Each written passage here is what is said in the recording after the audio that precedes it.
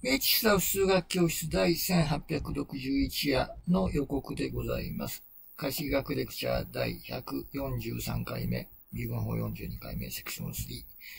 方向微分と変微分問題その4でございます。問題、見せるの忘れた。変微分計算しなさいっていう問題を2つばかりやろうかなっていう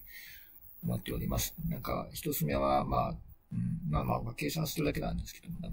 変動関数の連続性があるのかどうかのチェックとかいう問題も含んでおります。予告なしでいきなりやろうかなと思ったんですけども、今ちょっとね、X で宣伝しづらい状況なんで、YouTube 本編でも宣伝して、で、ライブやって、で、またライブ終わってからまた宣伝してっていうことをやろうかなと思っております。はい、もうすぐに配信いたしますのでお待ちくださいませ。では。